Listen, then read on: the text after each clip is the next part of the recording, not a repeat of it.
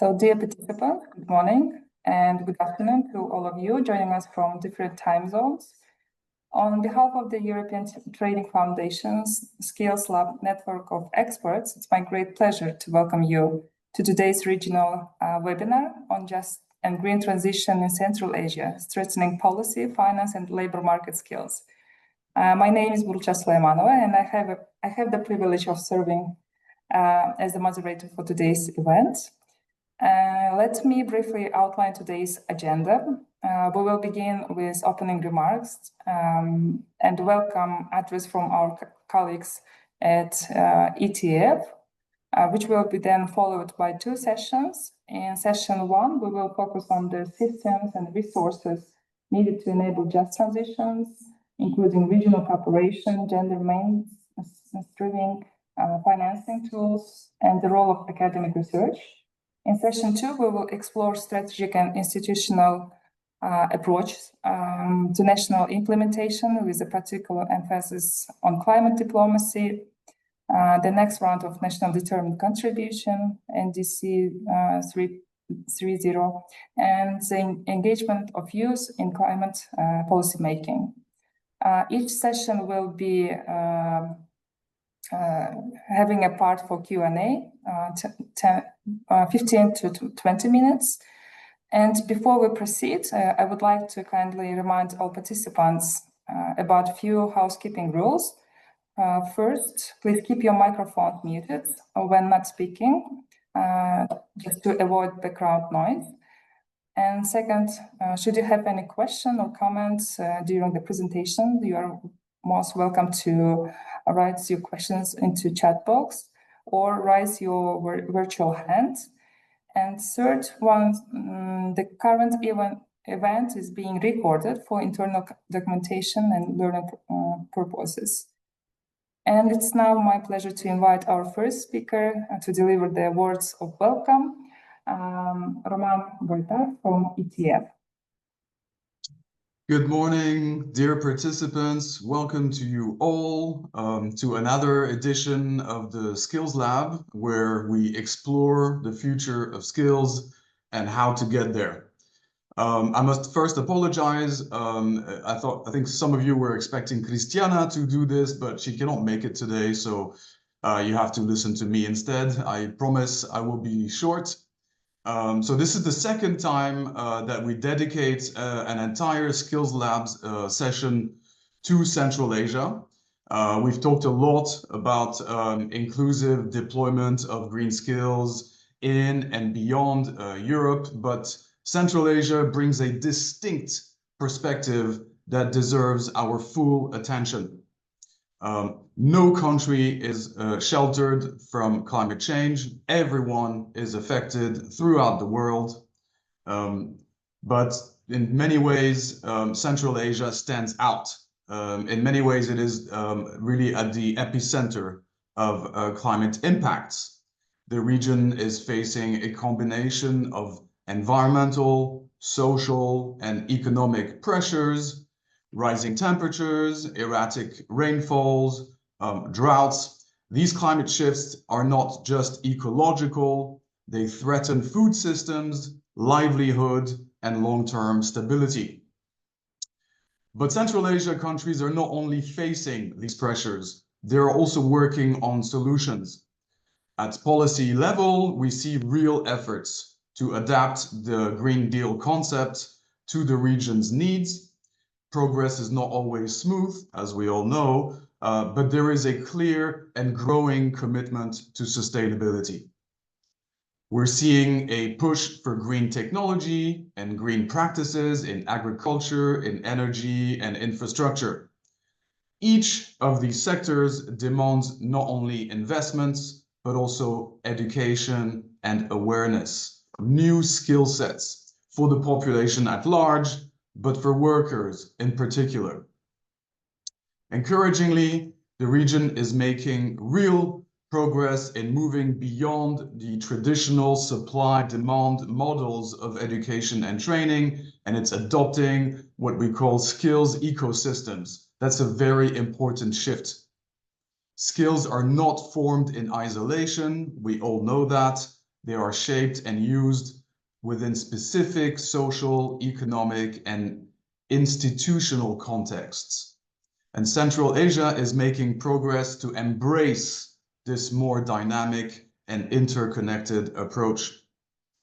The region also has a major asset, its large youth population. Young people here have the potential to drive forward a greener and more resilient economy if given the right opportunities, and we'll discuss that today. And this is exactly why we chose to focus today's session on Central Asia, because only by taking a regional perspective can we fully understand the diversity of actors, the diversity of expectations, and the institutional setups shaping green skills systems. So I am particularly proud of ourselves when I see today's lineup of speakers.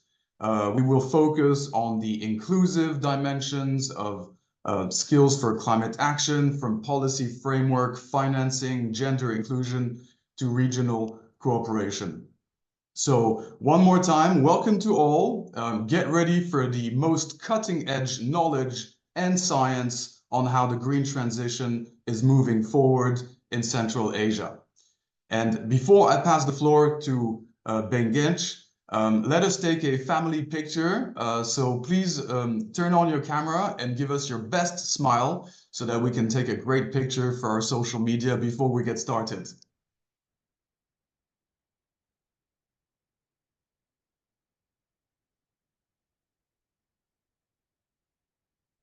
Okay?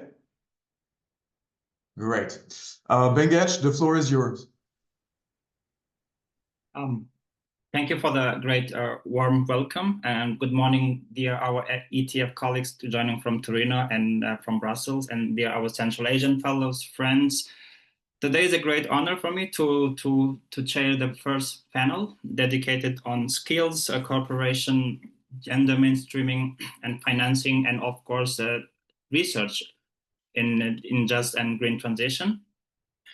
I also would like to highlight the ETF's role in Central Asia. So ETF has been a forefront of shaping inclusive and forward thinking in its activities, starting from capacity building to policy making and shaping the policies. And today's session is no exception.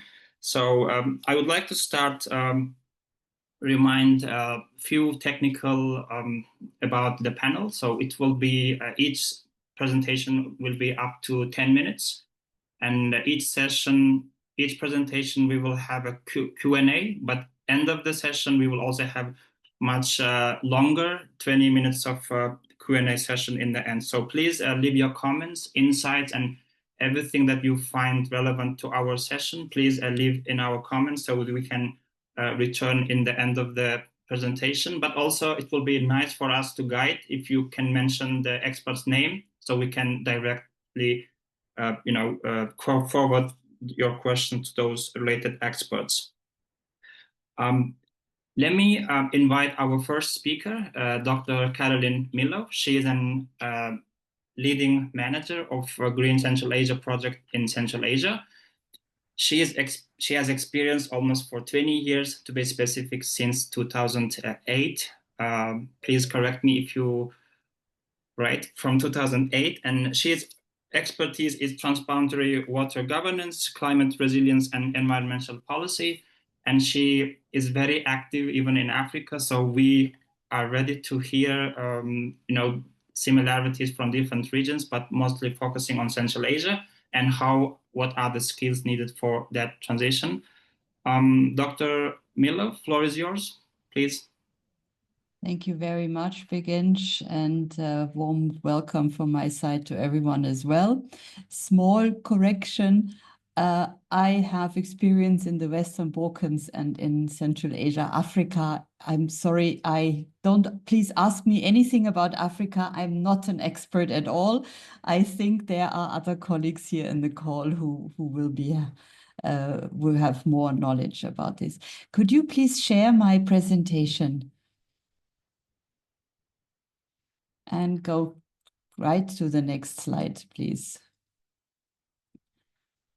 So in my presentation, I would actually like to walk you through the experience of Green Central Asia, which is a German government initiative that started after the so-called Berlin process ended. This was a German water initiative with the 5 governments of Central Asia, with Kazakhstan, Kyrgyzstan, Tajikistan, Turkmenistan, and Uzbekistan.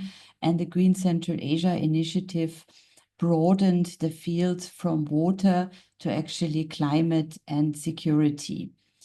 I'll very quickly walk you through the political context. What you see here on the picture is the C5+1 process that Germany started in 2023 with a meeting in Berlin. And last year we had the meeting in Astana. And I think this year it should then be most likely in Uzbekistan.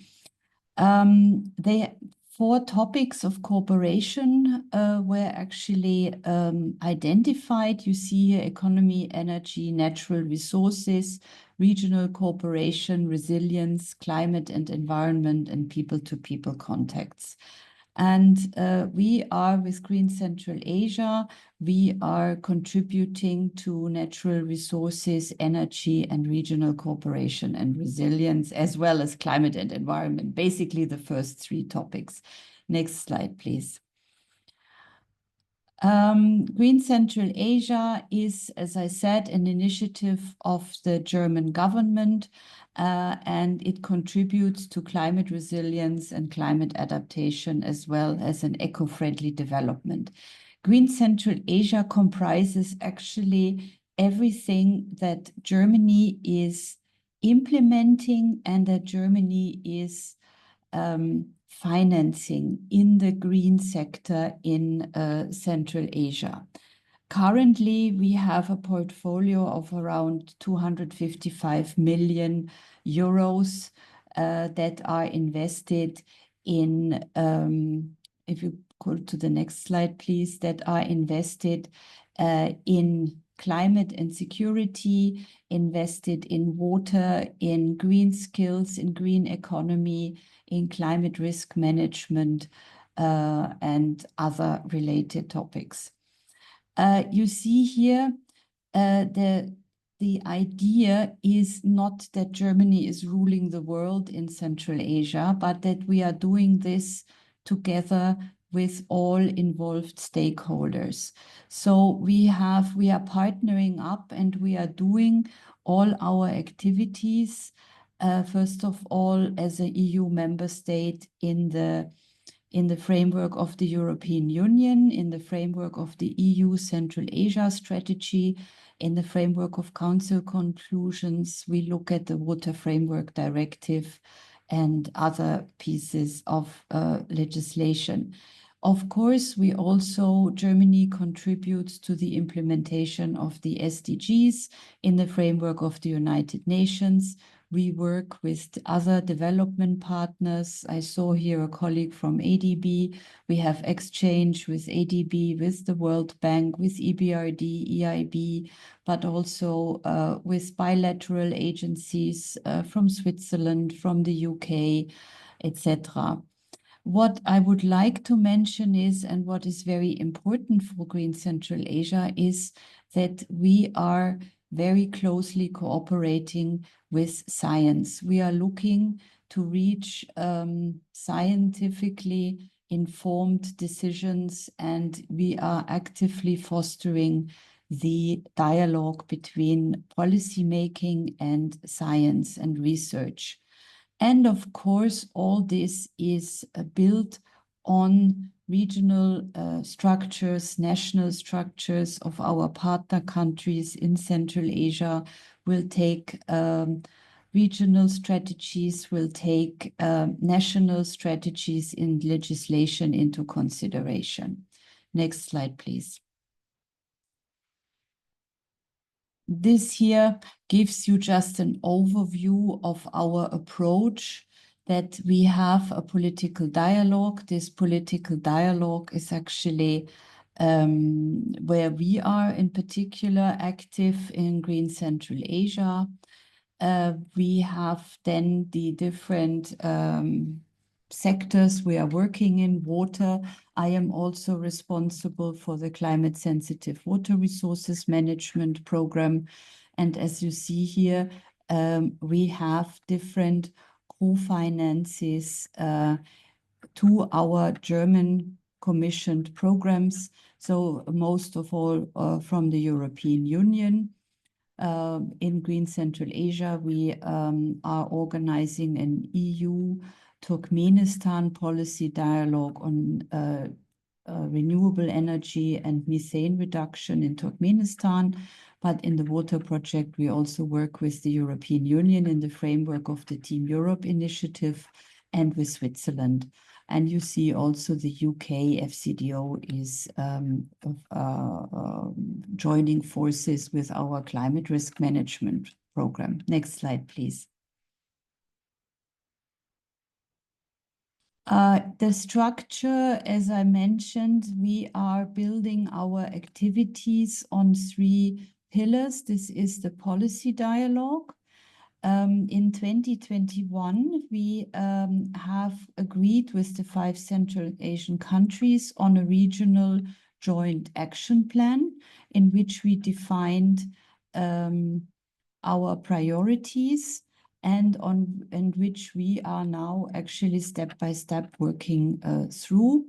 We have regional working groups on glaciers, on water energy mechanism, and on electronic waste. And we actually have facilitated the elaboration of a regional climate change adaptation strategy in Central Asia that is now implemented. Then the countries have actually opted for regional priorities. You see here integrated resources, integrated water resources management, climate risk management, also land management, working on international environmental instruments where we work closely with the Ramsar Convention, but with several UNECE conventions, the Water Convention, industrial accidents, Aarhus, etc., and on waste management where we team up with UNITAR. And all this also that needs to be fostered by capacity building, where we are working with several scientific organizations, with the Geo Research Center Potsdam, with the Potsdam Climate Research Center PIC, with Martin Luther University, with Clausthal University, with German Kazakh University. Next slide, please. As I said, the regional climate change adaptation strategy has different strategic objects, has the priority areas as they have been defined by the countries. I will not go through all of this. I think you will probably share the presentation, not to go over the time limit. Next slide, please. The strategy was actually adopted by the countries already with an implementation plan, with the first implementation plan that we are now implementing with the countries. And suffice it to say that currently we are building up a secretariat and a knowledge hub. We are investing in capacity building, and we also will look in particular into climate financing, which is very important and where Central Asia, unfortunately, has not yet fully reached its possibilities. Yeah, when you look at GCF and other possibilities, Central Asia is not as presented and represented as it could be. Next slide, please. And the next slide, because this is the plan in more details, you can read this later. Then, as I said, water is a very important step also in the regional cooperation. And I just wanted to let you walk you through a couple of activities that we are doing here. We have a very similar approach. First of all, we are not doing this alone. We have partners, and we always see that we combine policy dialogue, transboundary cooperation with practical elements of technical assistance, as well as with capacity building. Our approach is always regional, and what we actually would like to see is that all 5 Central Asian countries have enough knowledge, have enough capacities to communicate and collaborate with each other on eye level, so everybody is on the same, has the same possibility, has the same information, so that regional cooperation basically comes natural to the 5 countries in the Aral Sea basin. In the project, in the water project, we actually facilitate 2 basin dialogues along the main rivers Amu Darya and Sur Darya. And we develop policy documents with the partners and see where we can support the cooperation. Along the Sur Darya, we in particular look at infrastructure. At the Amu Darya, the countries wanted to look at environmental protection, at environmental flow. So this is 2 different ways, but then the results will be put together so that each river basin can also benefit from the findings of the other one. We also have a huge capacity building component here, which actually aims at the river basin organizations on national and on regional level, the BWO, Basin Water Organization, Amu Darya and Sur Darya, and the national basin organizations.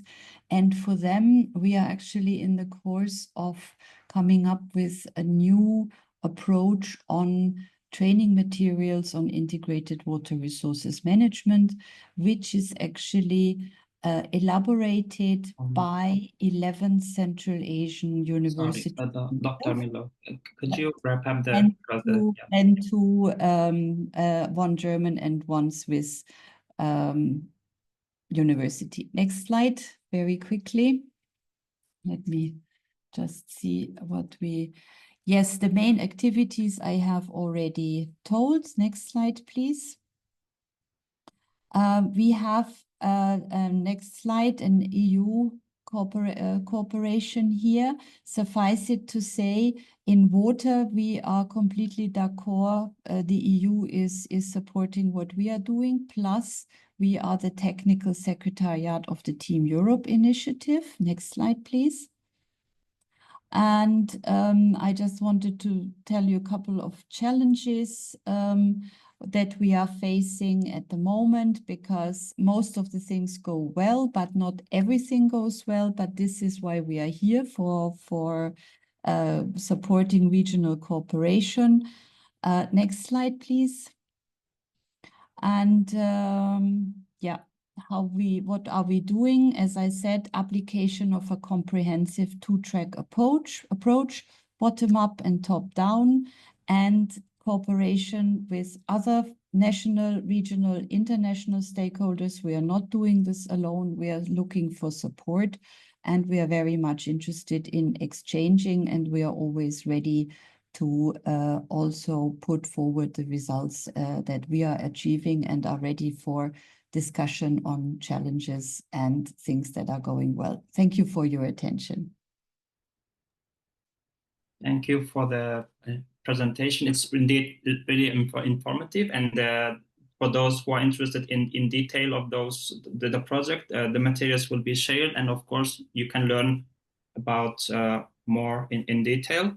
I'm checking the comment session. If you have any questions, then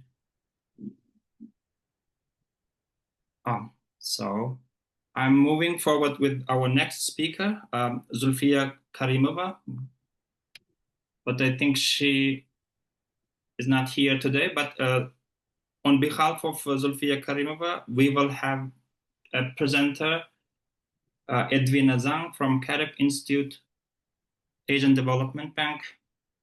Yeah, thank you so much. The floor is yours, please. Thank you so much, Bengench. Hello, everyone. I'm Edwina, lead consultant of the CAREC Gender Program. I'm presenting on behalf of Zulfiya Karimova, Principal Regional Cooperation Specialist at Asian Development Bank. Apologies that she is on mission today and has some urgent meetings with the government. Yeah, and we're very delighted to bring the gender angle into this very important discussion on regional cooperation in green transitioning, as we all know that women actually disproportionately affected by climate change, but they are also very important agents of change and leaders in driving climate actions.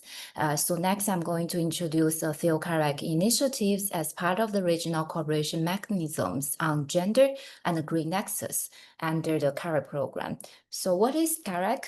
CAREC stands for Central Asia Regional Economic Cooperation Partnership of 11 countries, as you can see from the right-hand side, including the 5 Central Asian countries, 2 Caucasus, Georgia, Azerbaijan, plus China, Mongolia, and Pakistan. Afghanistan used to be one of it, but then ADB has suspended its operation 2 years ago. Working with our member countries and development partners, we're aiming to promote economic and sustainable growth in the region.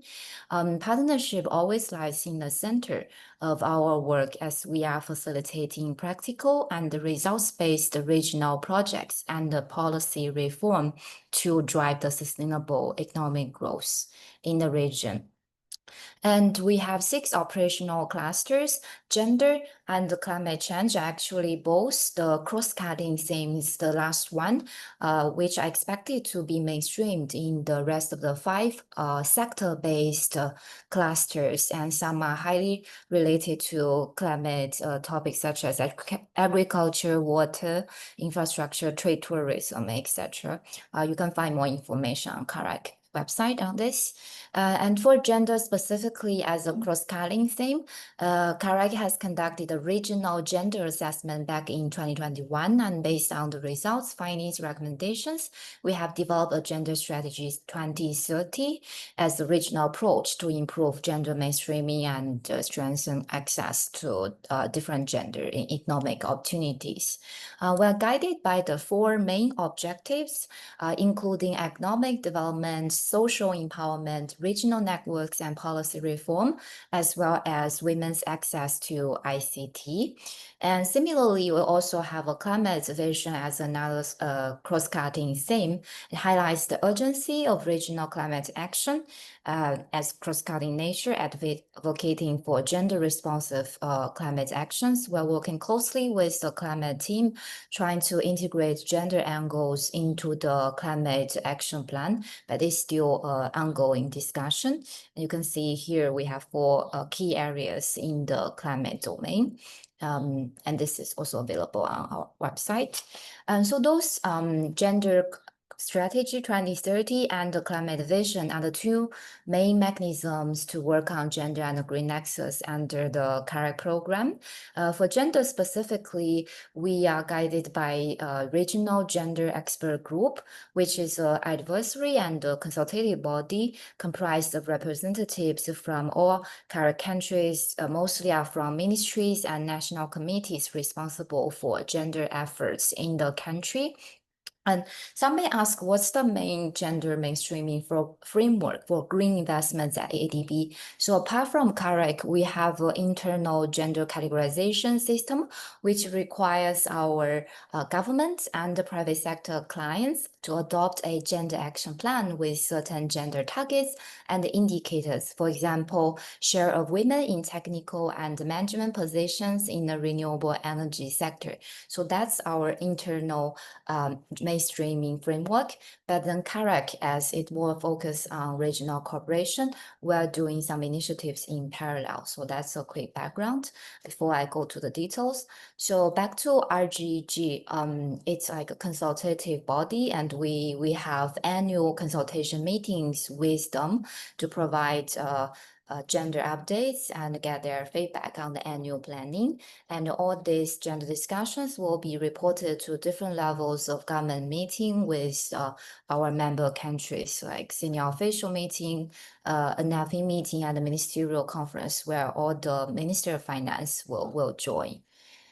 So that's the RGG part. And as we center around regional cooperation, we recognize the importance to bring people together, really to meet face to face and exchange ideas, share best practice, and explore potential to collaborate wider. That's why we organize Women's Business Forum together every year to bring gender experts, women entrepreneurs, and stakeholders in the region. And since 2024, we have been focusing on topics around gender and green innovation technology as a nexus intersectional topic. And this year, actually, the forum is going to be held in Bishkek, Kyrgyz Republic in early October. And we're looking at three main topics on gender and climate change, women in green innovation, gender financing policy, and collaboration. So if your organization has any aligned topics and interests, feel free to reach out to us, and we're very welcome to a wider collaboration and partnerships. So this is just a quick photo from the forum from last year in Astana, Kazakhstan. And in addition to the forum, we also have launched the Gender and Green Innovation Awards. That's a theme for this year to recognize individuals and organizations from the Karachi region making significant contributions to advance gender equality in the climate change context. And this is not only to spotlight these green and gender champions, but also a way for us to identify talents and champions in the region to really include them in our policy dialogues, conversations, to make their voice heard. That's why we're having this kind of awards initiative. I wanted to quickly introduce, spotlight a few champions from the region, such as Ms. Nuzat, president of Unison Group. She has been doing wonderful work in promoting women's presentation in renewable energy and advocating for access to finance for women entrepreneurs in the energy sector. And also Aruzan from Kazakhstan. She has been working a lot on promoting female talent from university to enter the green job markets in Kazakhstan.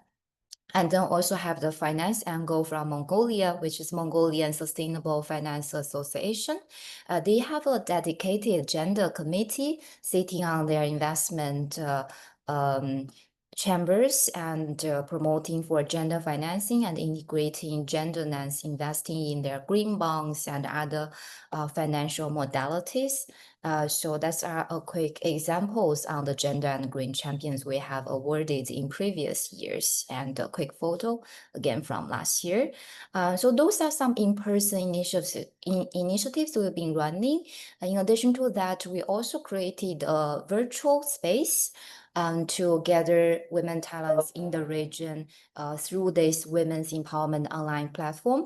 We do monthly dialogues online and mentorship programs through the platform. I'll drop the link in the chat later. Feel free to register and follow our monthly events to get to know more about the green and gender initiatives.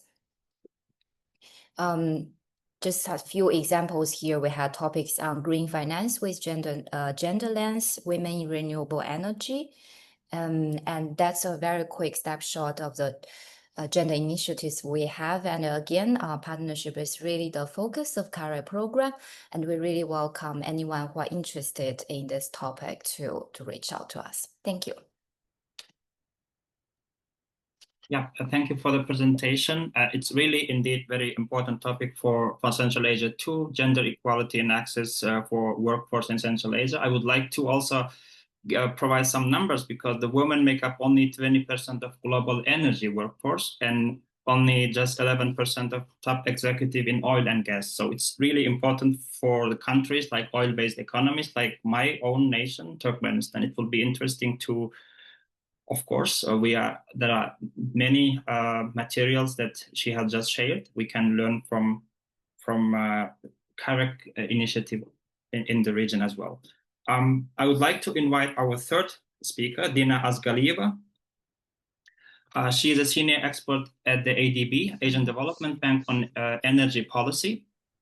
I would like to add some more detail about her expertise. She has a wide experience of expertise in different regions, including OECD policy, evidence from OECD countries and Southeast Asia on energy policy and efficiency, and the Caspian region. And of course, there are interesting cases like Kazakhstan and Kyrgyzstan on energy policy and efficiency. Please, floor is yours, Dina Asgalieva. Thank you so much, Yep. Vigench. So because the topic of this event about how Central Asia can go green in a just and inclusive manner. So for this, I specifically developed these presentation slides showing the recently published book, which is exactly about this transition in a just and inclusive manner. So the cover of the book was with my co-editor, Alfredo Banolil. Like he got this idea, like you see the pipe, half of the pipe is coal, and then it turns into a wind turbine. So we wanted to show that how countries can transit from coal to greener, but also in a just and inclusive manner, because there are many issues. So this book is in free access. Please use your QR code. I also put link in the chat box. Okay, so the motivation of the book, actually, I wanted to work on this topic, but I thought it's very risky. The topic is so controversial. It's so risky to work on this topic, but then we became brave enough to go with this topic. So we covered for this one. Of course, there is coal consumed by household and coal power plants by industries. So here we focused on the power plants, coal, and then how can we promote just energy transition and also to enable this environment. So that's the three parts of the book. Okay, so first motivation, like, coal is highly polluting energy source. And especially when combusted at home, that's even worse, because you, on top of outdoor air pollution, you also have indoor air pollution. And to complement to the previous slides about gender, that usually women are the one who are taking care of the coal burning at home. They spend more time at home, and because they're taking care of small children or elderly people, so eventually they are more vulnerable to indoor air pollution. Why? Because they spend more time at home. Not because there is something wrong in our lungs that we are more sensitive, but it's because simply women spend more time at home. So, but this part is out of the scope of this book. Here we focused on the coal power plants. So if you are from places where you have a lot of air pollution from coal power plants, then right? So I see there are people from Kyrgyzstan, from Bishkek, for example, right? There are many other cities, Ulaanbaatar in Mongolia, who has high air pollution during winter season. Why? Because people and power plants start burning coal. And that affects their life, their health. And so this local pollution is a big issue. It's not just for climate change, but it's a local issue. It's about local air pollution, which affects people's life, right? And their health. So I would like to briefly mention there is energy transition mechanism was launched by ADB in 2021 at COP in Glasgow. And it is designed to accelerate retiring coal-fired power plants, and increase investments in renewable energy storage, and so on. So this early retirement of coal-based power plants allows to shut them down earlier than they initially planned. So, developing Asia is a home of very young power plants, many young power plants in developing Asia. So if action is not taken, they'll take many, many more years. And, many power plants actually exceed their life of planned life. They even stay longer. So if no action taken, they'll stay longer and dirty. So because this session we focus on Central Asia, so unfortunately this book didn't focus on Central Asia, but there are many lessons for Central Asia could be learned from this book. So there are other countries who are coal rich and have similar challenges like Central Asia. So example include Indonesia, People's Republic of China. So what we learned from this book that first of all, what's important is ensuring sufficient and reliable energy supply before retiring coal-fired power plant. Why? Because if power plant is retired, but there is not sufficient energy supply, then energy supply need to be taken from somewhere, right? And then that could be from other power plants, coal-based power plants, or and then the government also will look at that, and if it's not sufficient supply, then they'll worry how to close this power plant, right? So to give confidence in retiring power plant, it's important to to have sufficient power supply, and it's not just to have lots of solar panels. It's to have reliable supply, which is solar panels highly intermittent. So then you need energy storage, transmission lines, and so on. So that's, I think, the biggest issue. Then one of the instruments could be carbon pricing. So that incentivize investments in greener technologies and reducing investments in polluting technologies. So that's carbon price could be used. And already, in Central Asia, that's Kazakhstan who implemented, of course, with low carbon price. But eventually, if carbon price will increase, that can help. So then another issue we have in Central Asia, we have many towns, small towns, which are mono industries. Mono industry means it was, I think, even from Soviet time back then there are towns which specialize only in one area, let's say coal mining only. So we have such in Kazakhstan, for example, Temirtau, where the whole town depends on income from coal mining, right? So then if power plants shut down, then the income of people, if it's highly dependent on income from coal mining or power plant, right? Then income will reduce, and then the town will be, people will move out of this town. So it's important to understand such communities which are highly dependent on this coal mining, coal power plant, and there is no else to go for them in this town, let's say. It's called monotown, mono industry, monotown. So that's why it's important to consider repurposing mining or power plants. So repurposing means you create another job, right? Then reskilling and reemployment. So that's what this event is about, right? It's called skills. So that's very important because people cannot just simply go from one job to another job, from dirty job to green job, right? So it's important to reskilling and reemployment. And especially it's important in these mono towns, towns which highly rely, communities or small towns where high dependence on income from one source, which is mining, let's say, or power plant. And if we don't have demand for coal, if mining shut down, they lose job, and then people will just move out of this town, right? So this is very important topic of this event, and that could be solved by repurposing the mining or power plants, reskilling people, giving them additional skills, and also reemployment, giving them job in other sectors. Yeah, thank you very much.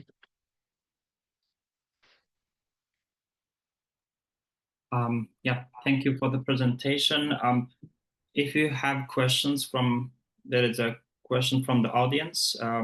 We are open, but also I would like to ask you what makes Central Asia unique in terms of comparing other regions in terms of the green transition. Maybe you can expand that part, and we can move next panelist afterwards. Like, what are the things we need to know about in terms of uniqueness? Mm-hmm. Yeah, so I think there are many countries in developing Asia who will say, oh, we have unique conditions, right? So first of all, high dependence on coal, income from coal, sources energy of coal, and like Indonesia, right? That's similar to Indonesia. But what makes us different from Indonesia, it's our cold climate. So especially cold climate. So when you have this power outage, let's say you don't have enough energy supply, you cut power temporarily. And if this is happening in a cold winter, for example, I'm from North, we have -40 in winter. So that's not only like harming for your health, but it's actually dangerous for your life. So it's important to have, like I said, reliable reliable energy. So it sounds like, okay, reliable energy supply. But when I explain, because now I live in Manila, right? And when people ask, oh, you're Central Asia, tell us about Central Asia. It's cold. I say, yeah, it's cold, but cold is different. Some people consider Japan as cold, right? But they consider zero as cold temperature. Yeah. So I say, and so when many people come to Kazakhstan, they get surprised how cold it is. They said, Kazakh people said it will be warm, it's not wintry, but then we get minus in autumn, right? So it's very important. And then solar panels, the solar radiation in winter is very, very small, right? Much smaller. Also, like snow can be falling on solar panels and so on. So there could be so in Southeast Asia, advantage with solar panels. What? Because the hotter it is, the higher energy demand for energy. Why? Because we need aircon, right?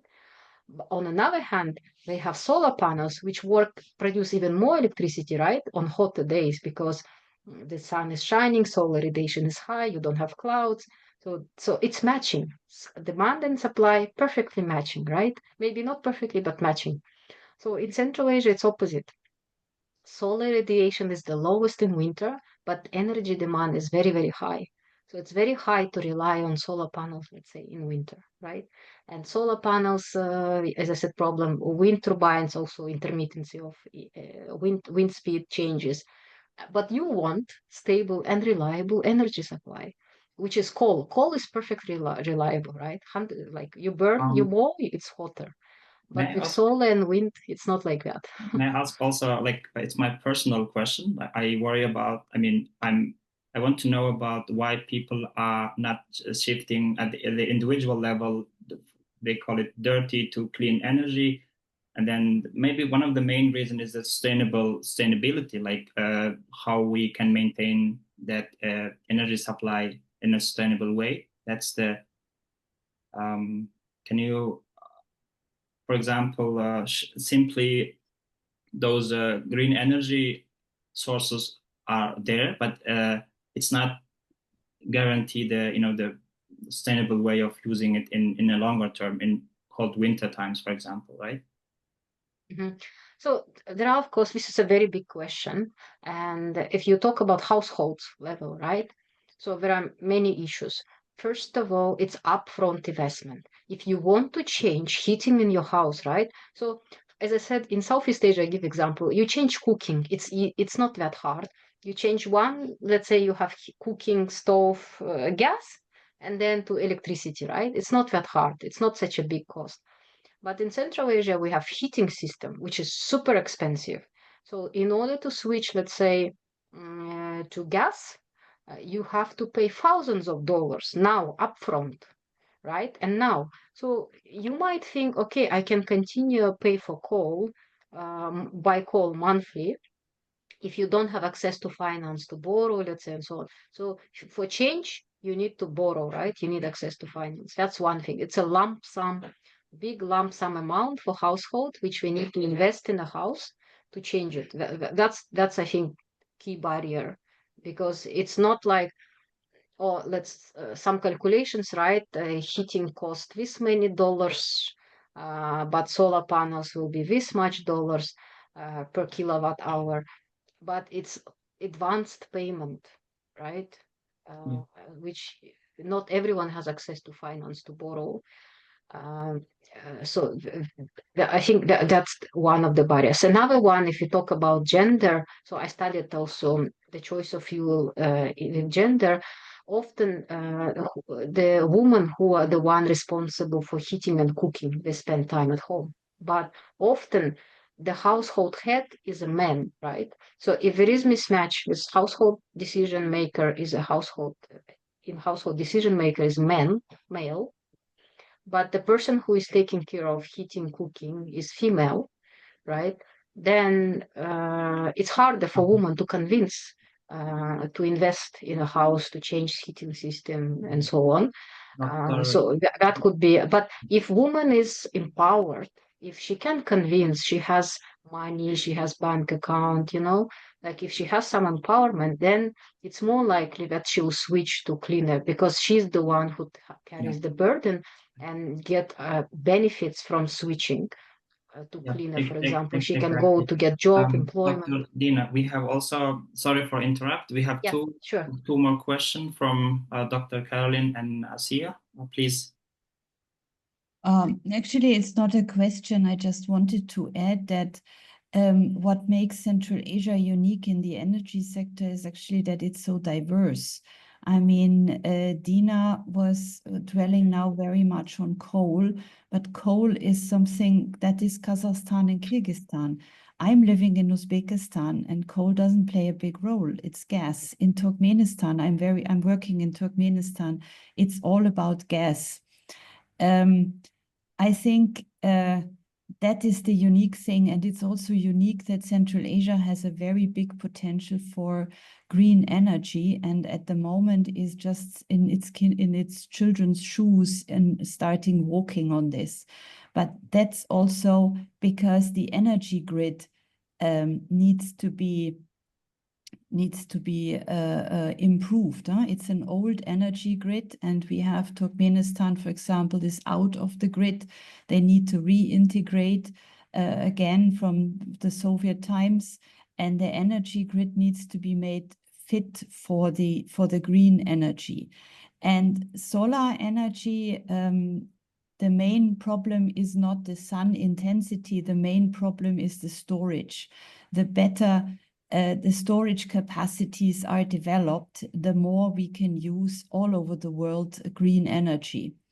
That is, I think, the main point. I leave it at this because I see Begench is getting nervous. Yeah, no, I'm not getting nervous. It's really a nice discussion, but we will have also a Q&A session in the end of the session. Now I need to introduce my last presenter, Professor Saxena. She is the director of Cambridge Central Asia Forum, and he's also Principal Research Associate at the Cavendish Laboratory, University of Cambridge.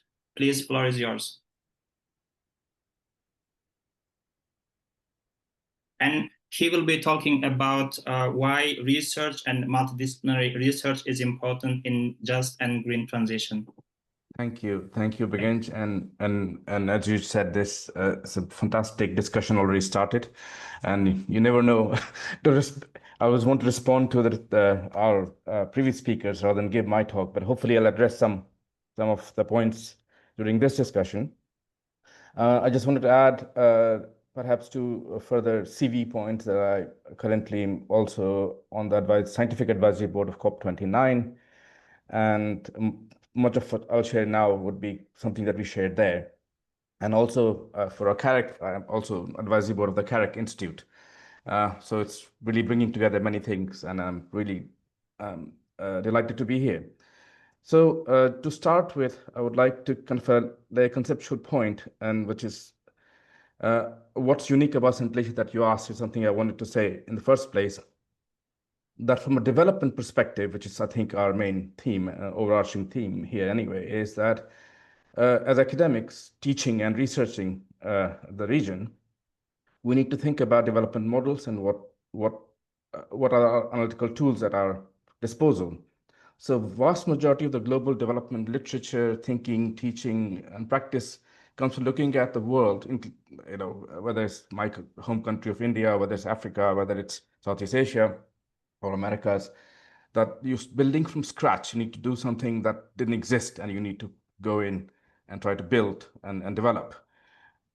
As opposed to putting ideology aside, Central Asia, as part of post-Soviet space, presents a new way of looking at things, because when it happened, the collapse of the Soviet Union brought upon a free fall. So you had an apex of high industrial development and had perhaps ideologically different, but nevertheless highly industrialized, and it went to free fall. And one of the key aspects of that free fall was not only deindustrialization, but intermittent things, including how skills left the region and the countries. And that's an important point which I would like to somehow get to at the end of today's discussion. So in our world, we start by asking questions and see if we can get rational sense. And one of the green transition story is so much centered around EV, and whether it's in the global economy, whether it's in the scintillation discussion. And we think about it, if you look at the fact that in 1900 and in New York, there were more EV cars. And here you can see the picture, just literally different era. And then they disappeared. And then we believe they were delivered to us in recent decades. And this is a question we bring up. It's related to how we think of economic development, industrial development, and also skills development. So Thomas Edison was advertising these things which looked like, a very recent poster in any subway or plane you will see. And the point to make here is that how lack of creating an ecosystem and policy disconnects led to underdevelopment of this technology. And this is a thing that we want to keep coming back to in what I have to say. So one unique selling point for the region is that it has access to vast materials and metal space. And from our point of view of assessment, it needs to think in the following manner, which I think has been highlighted already by a number of points made by other colleagues, that Central Asia itself cannot tell Indians to drive less cars or Americans to eat less meat or Chinese to have whatever else. But can it be part of providing global solutions, and which are needed? And this may sound somewhat romantic at some level, but I think many of us know that certain steps will allow us to actually make that work. So what we've been proposing is that to develop certain areas of technologies which underpin other areas. So they call basic technologies. And then we need, of course, various policy investment as well as public engagement with these areas. And we'll go a little bit further into that. But biggest issue is this is exactly what Dina was talking about. Here is your mono industrial city, cast phosphate in Otrar area of Kazakhstan, bordering Kyrgyzstan. But this also has an economic imaginary both for the local people as well as foreign investors or global actors, that this is what you're dealing with. So the question is how we can get out of this thinking chain. And again, I was just mentioned about the heating and cooling. So I'm very glad that this became an important point headline in this meeting, because in most meetings it doesn't happen. We get stuck in discussing only about the EVs or solar cells. But here's an example of how a middle-income household in a middle-income country globally consumes. And this is a solution that we have not really touched on in public discourse, much less policy formulations. And you can see that heating and cooling is 47%, but then you have the water heater, the washer and dryer. Heating and cooling is the dominant factor that we are not really engaging with. And in our world, we have plenty of solutions. This is not necessarily, I can end up giving a science talk what the solutions are, but the materials for this transition in heating and cooling largely exist in Central Asia region and can play an important role in this area. We talked about the solar cells.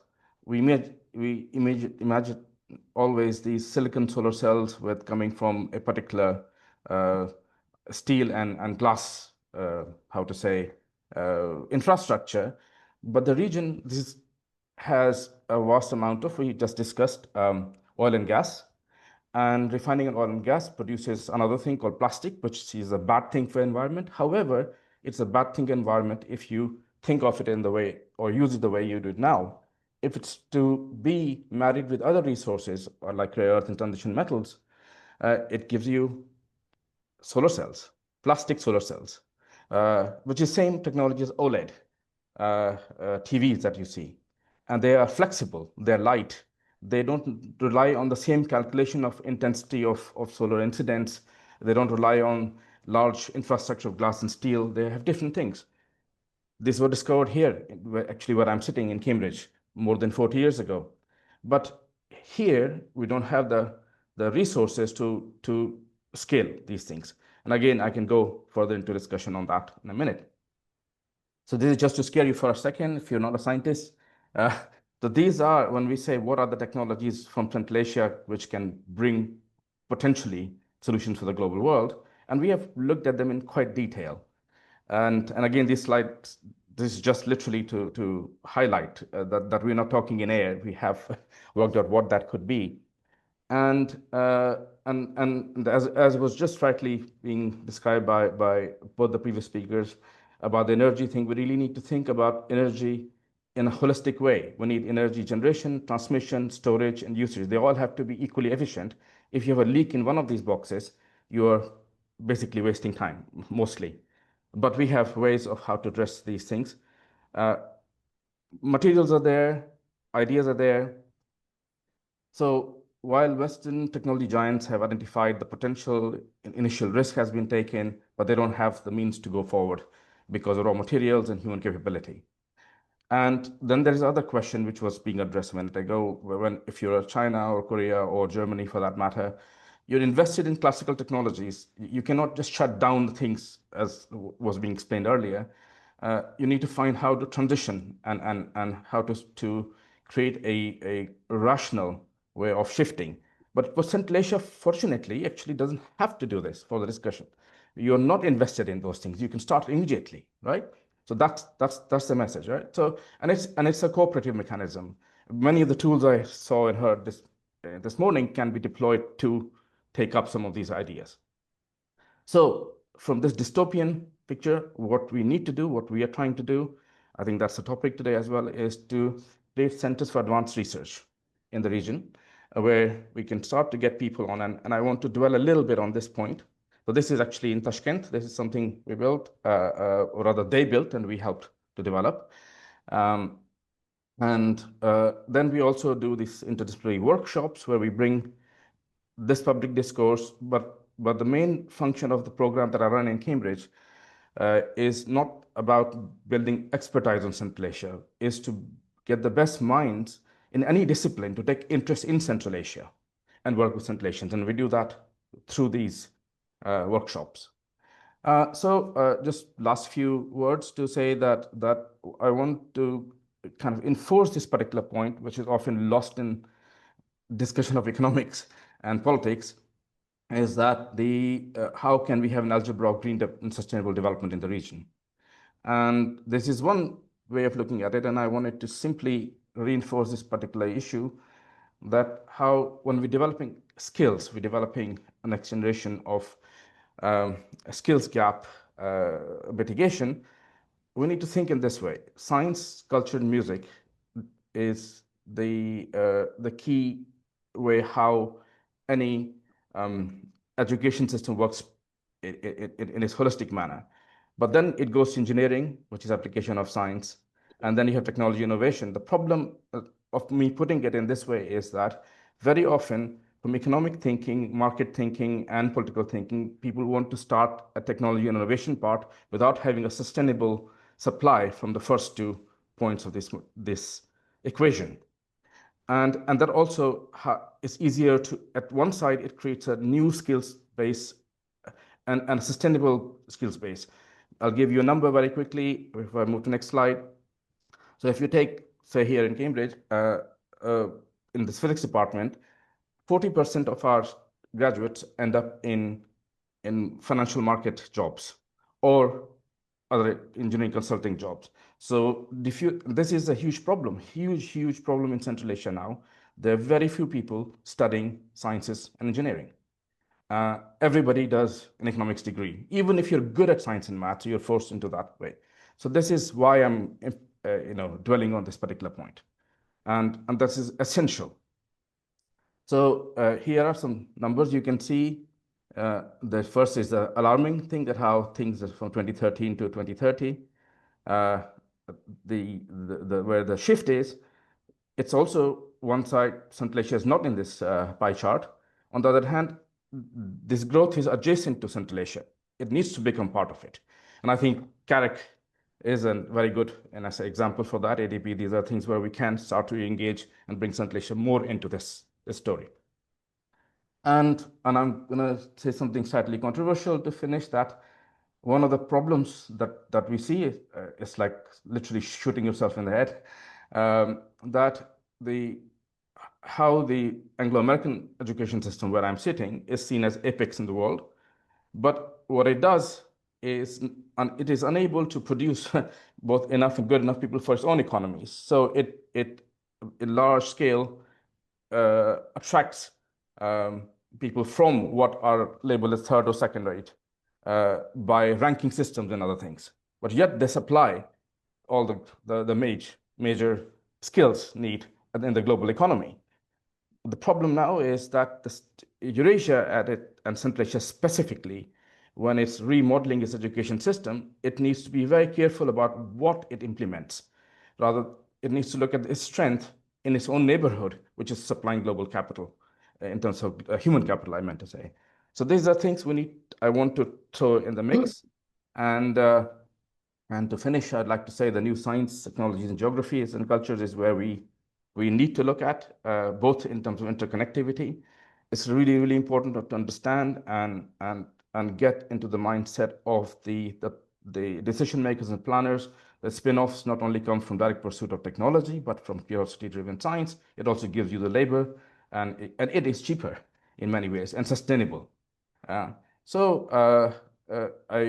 don't think we have enough time to go into this thing of CRM story, the critical raw material story, in which we see alarming global discussion about as if Central Asia has become the new pot where you can dig stuff out and take away from here. Our proposition is to do the opposite, to value add locally, to create a labor force which can add value and create regional partnerships. And we need to make minerals uncritical, not to celebrate that they are critical.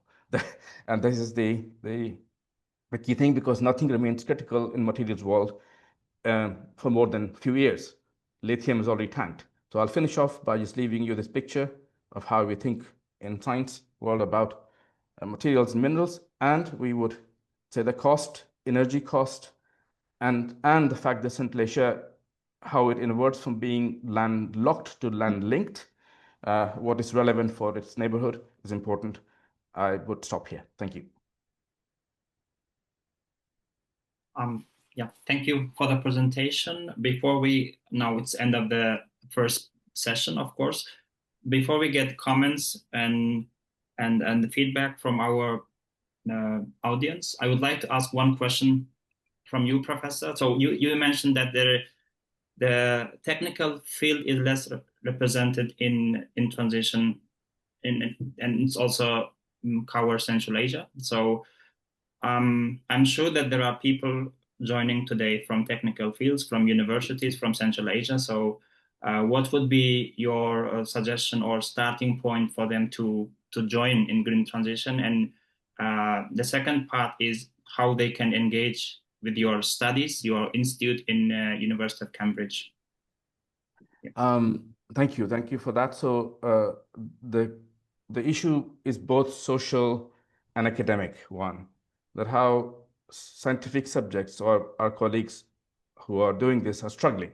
There's very little investment on one side into modernizing laboratories, access to journals on one side, and also access to global community, because there are language issues, how the global community has become simply, very English language dominant. Here we are.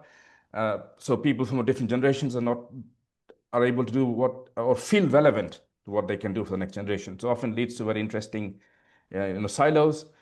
And and then if any investment is made, it's expected that it'll be like a medicine, like you will get this technology and you'll get this answer, rather than creating a sustainable scientific technical school, which used to be very much there, right? And that's where we need to convince both international partners as well as the local advisory groups that we need to invest in science teaching and science creation of scientists at a very young age. School teachers are dissipating, those skills are going away. So the whole pipeline problem needs to be addressed from outset. In terms of there is a research investment issue, which is different, meaning that most of the research investment that goes into the region is disproportionately going into paying salaries of people rather than building research infrastructure. And this needs to be addressed quite urgently. And finally, how they can engage with us. We are very, present in the social media or come to the events like yours. We're very proud that our student base over the last 30 years, people who studied with us from the region and those who studied the region with us, are all moving into important and relevant positions globally. So we're not difficult to find, but do get in touch, anyone, and we're happy to talk more about. And we cover everything from a social, economic, historical side to technical stuff that I shared with you today on purpose. We could easily have a discussion about energy systems 5,000 years ago on the steppe, which fueled the globalization of minerals and metals as well. We're happy to do that as well. Yeah, thank you for the answer. And we don't have any comments on our comment session, but you can easily raise your hands and just ask your question directly to our experts. And many of them are still in our meeting, so please.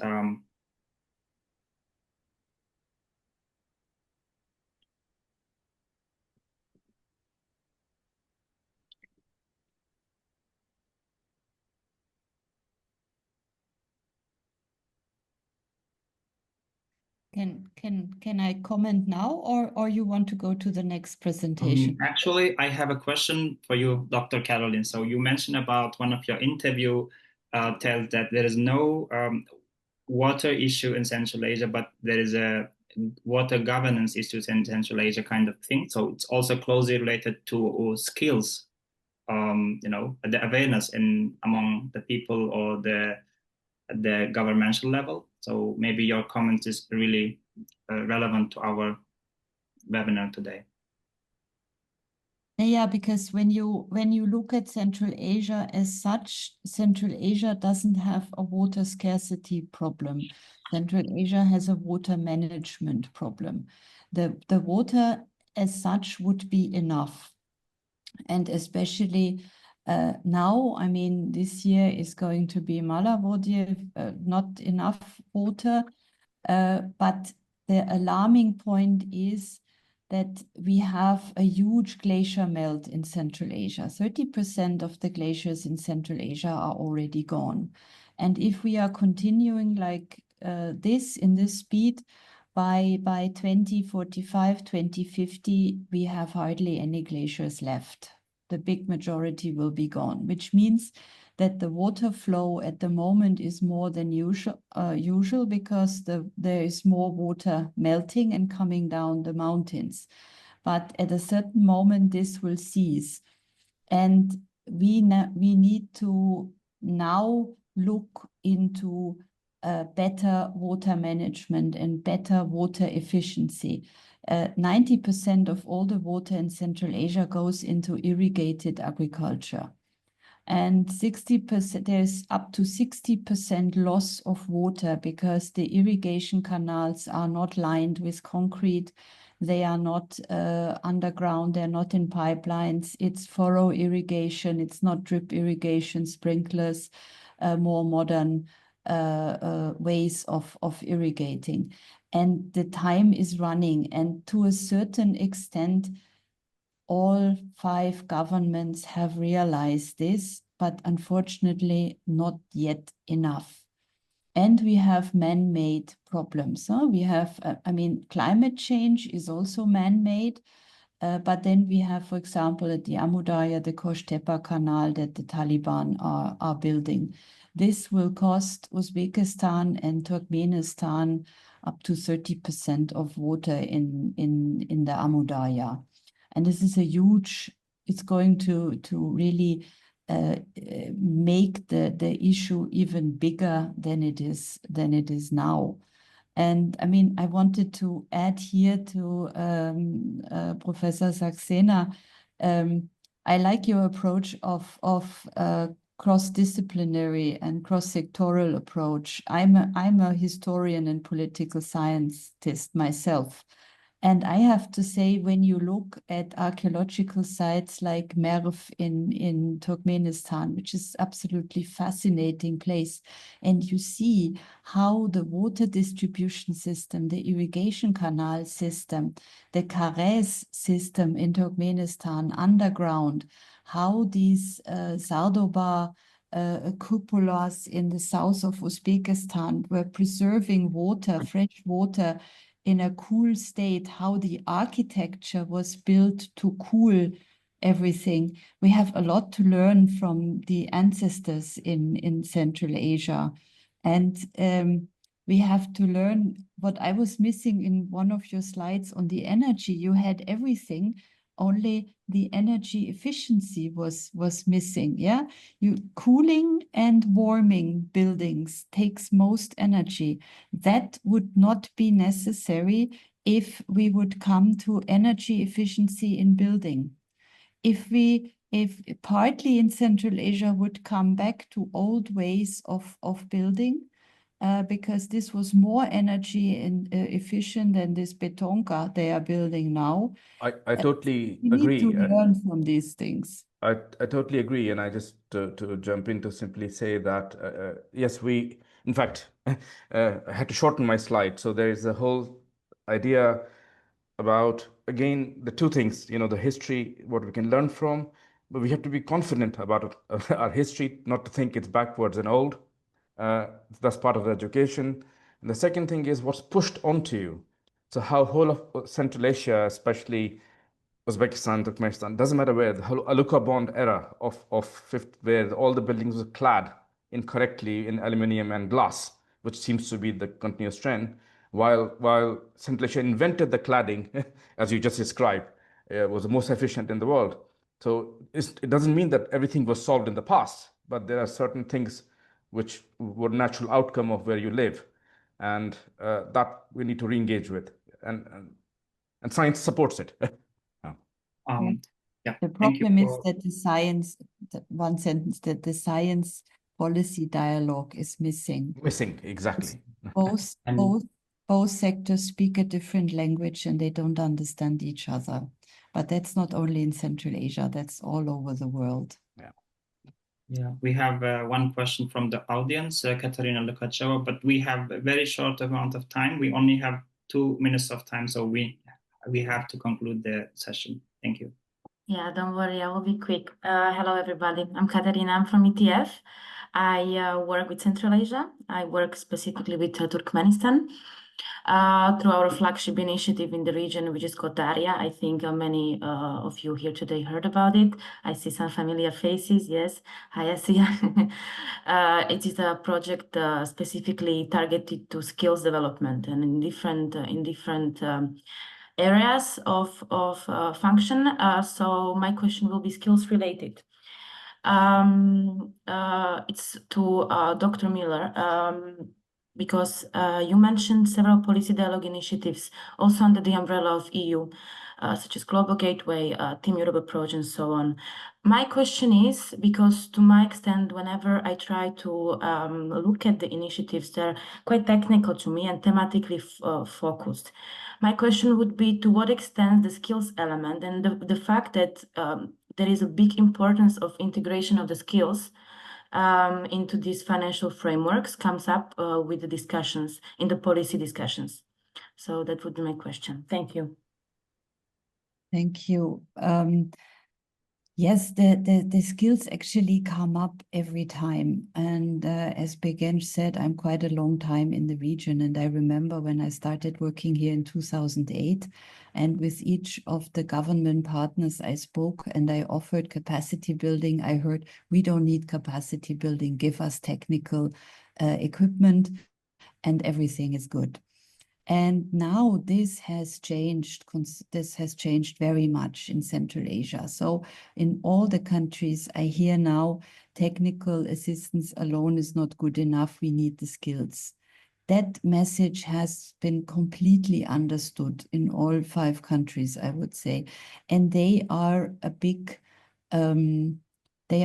topic in the policy discussions because everybody has understood that you can make good policies only if you have the necessary knowledge and the necessary broad horizon, and that you are more working cross-sectoral. I mean, this cross-sectoral approach, this nexus approach is still a little bit challenging in the region, but the understanding is much better and people are asking for skills.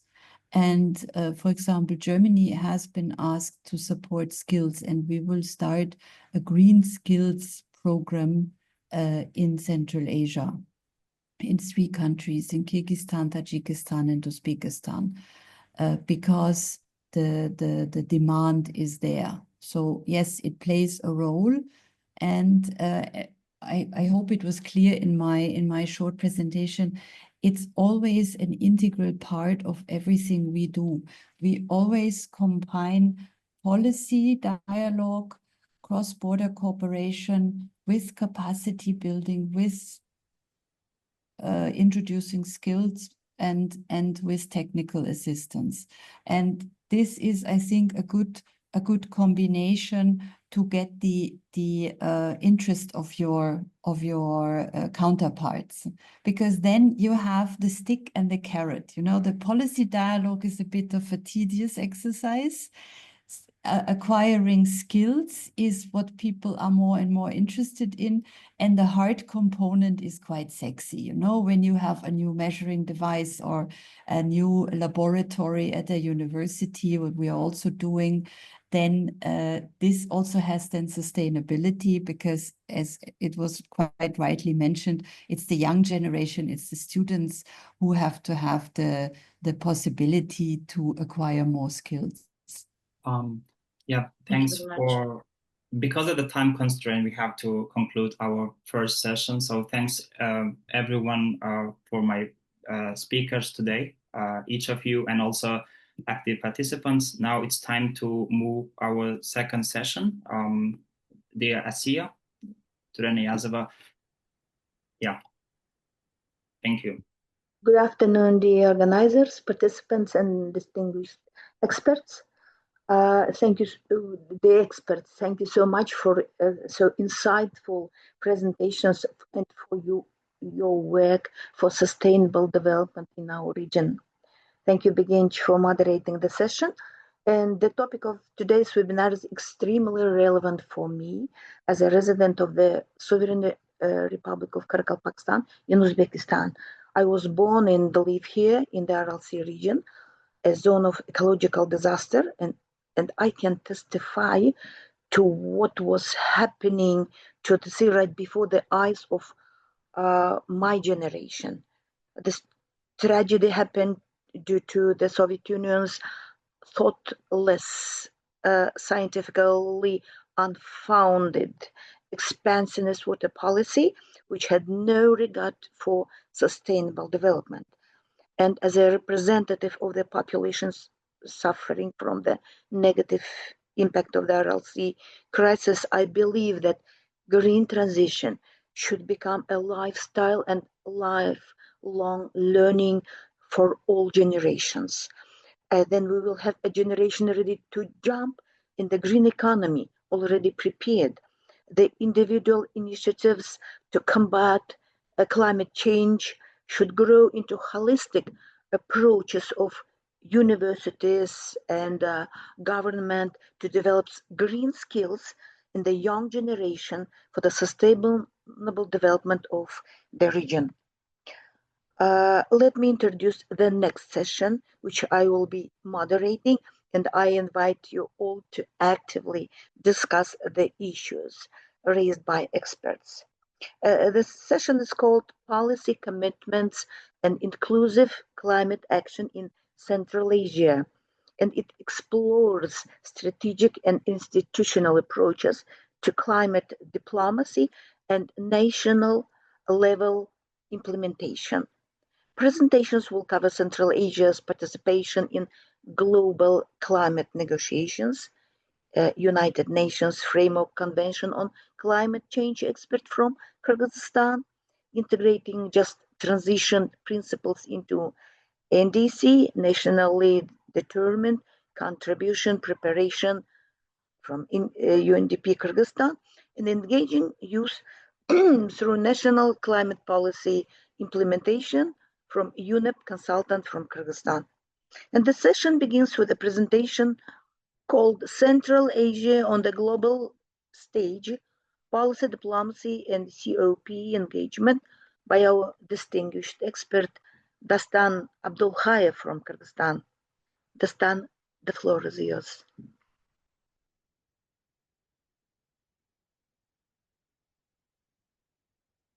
Dastan, are you here?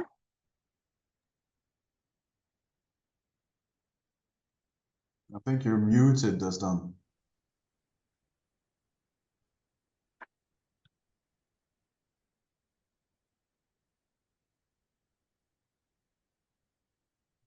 If he's not here, He's here. We just can't hear him. I can see him, but audio. Maybe if I may suggest. Can you hear us? Dastan?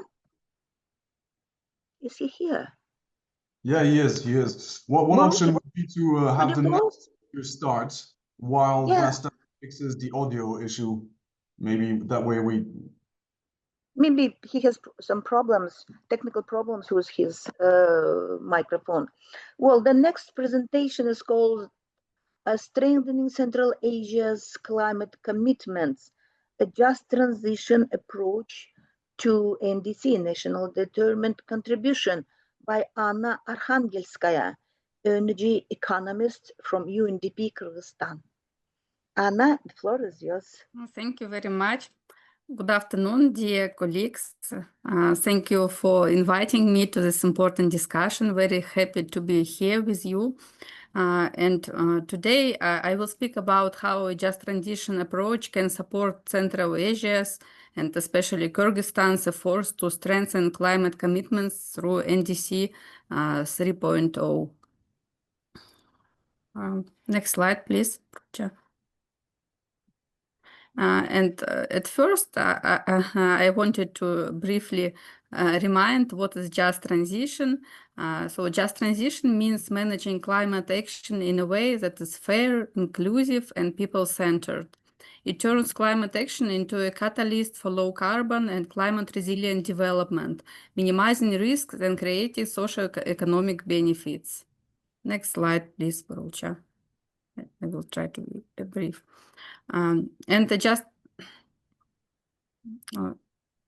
Sorry. The next slide, please, Borucha. I will not stop here. And what are the benefits of just transition? It is delivering benefits to local communities and society.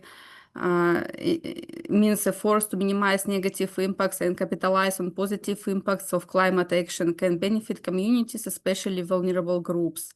And giving way to systematic change through adequate policy and institutional transformation, just transition can lead to systemic change.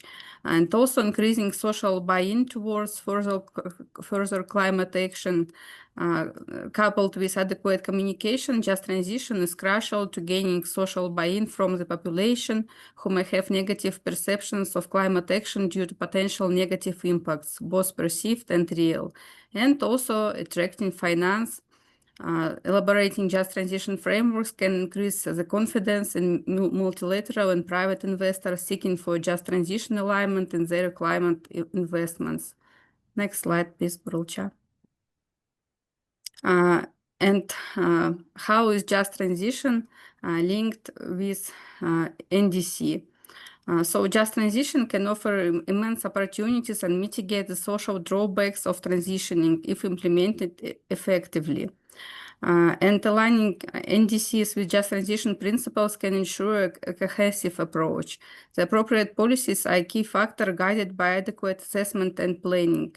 And NDCs should serve as blueprints for inclusive development. And because transitions are disruptive, we can act deliberately to ensure that they are fair and inclusive. Just transition supports balanced development, social, environmental, and economic. Next slide, please. And what is the global state of play? We know that only 17% of NDCs currently include a dedicated just transition section. There is a great potential to scale this up in NDC 3.0. So you can see here the state of play. Next slide, please, Vulcha. And what are the key entry points to embed just transition into NDCs? So embed just transition through policy coherence, inclusive dialogue, workforce planning, local strategies, and financial alignment.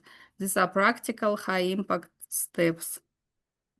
Next slide, please, Vulcha. Embedding just transition in NDC 3.0, what we need to include.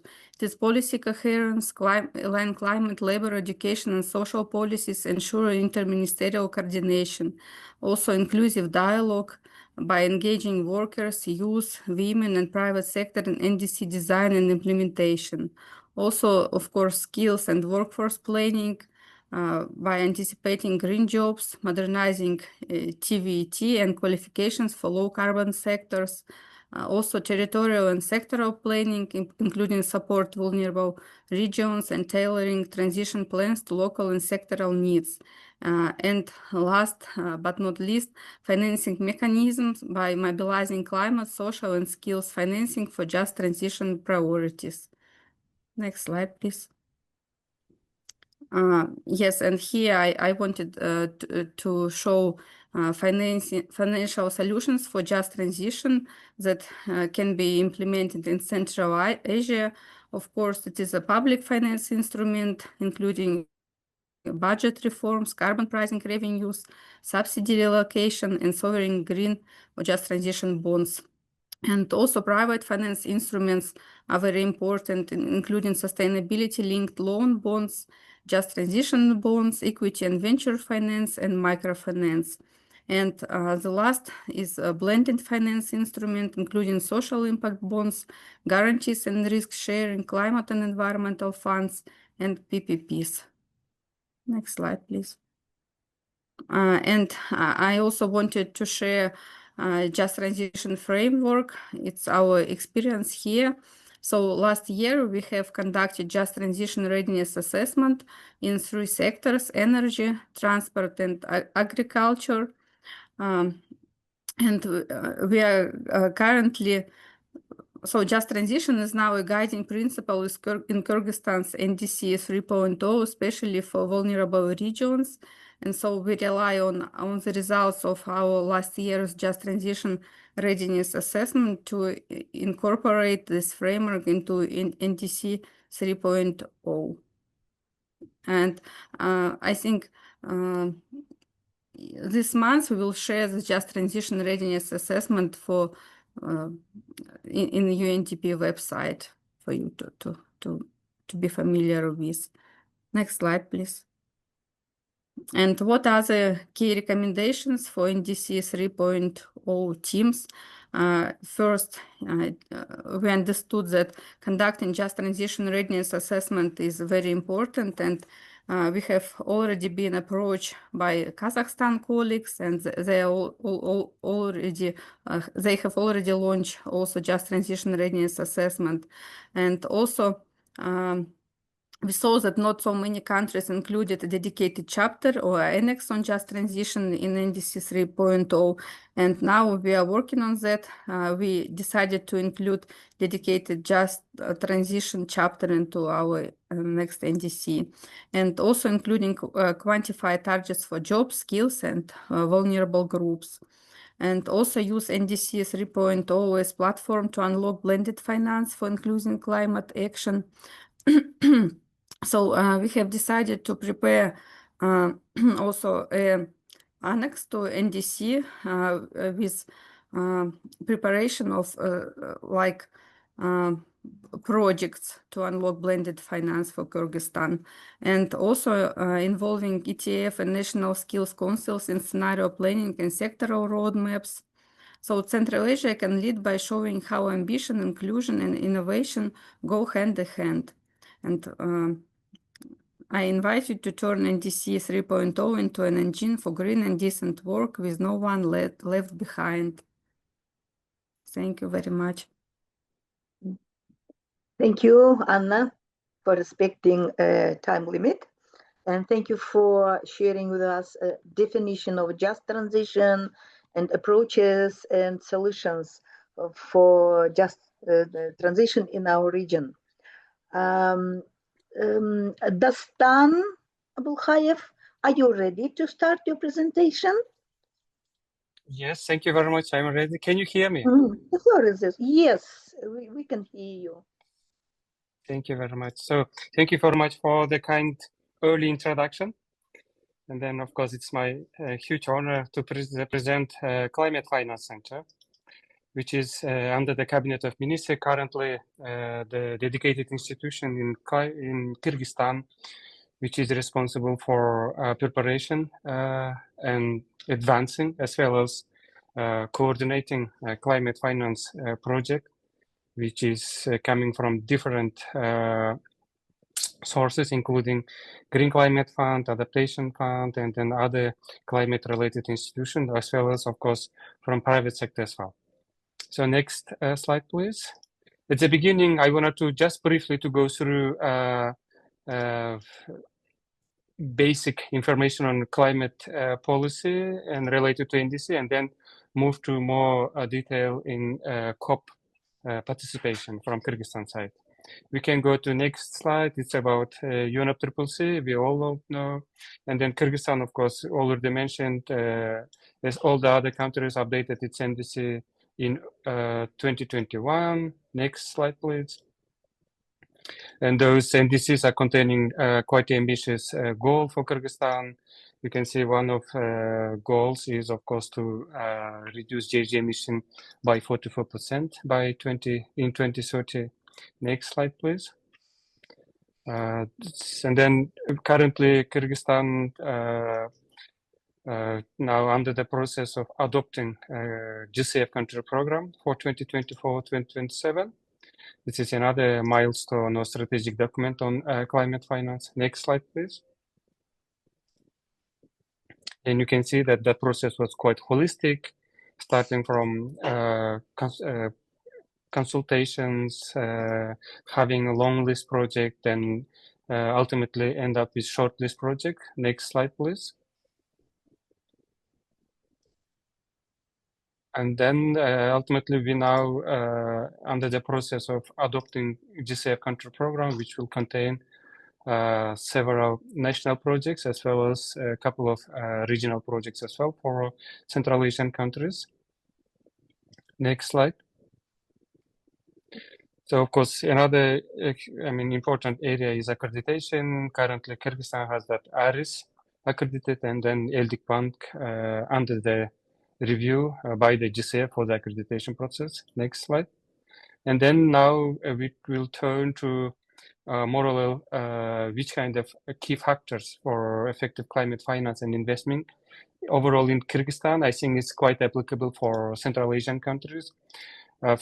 One factor is, of course, that coordination mechanism. It should be holistic, which will include all the line ministries, particularly Minister of Finance, Minister of Economy, of course, Minister of Natural Resources, and then institutions like Climate Finance Center, and then different kind of mechanism which is applicable. Earlier, our speakers also mentioned about those mechanisms. Next slide, please. And then, of course, the role of private sector, international and then domestic private sector is very important. And then we already mentioned several modalities like green bond, insurance, and then PPP, of course, is very important. Different kind of fiscal incentives, green subsidies or green and other labeling, carbon market is all those possibilities. Of course, we are now as a climate finance and also considering those possibilities, how to unlock private sector potential. Next slide, please. Of course, now I will turn to global stage. COPs, Conference of Parties.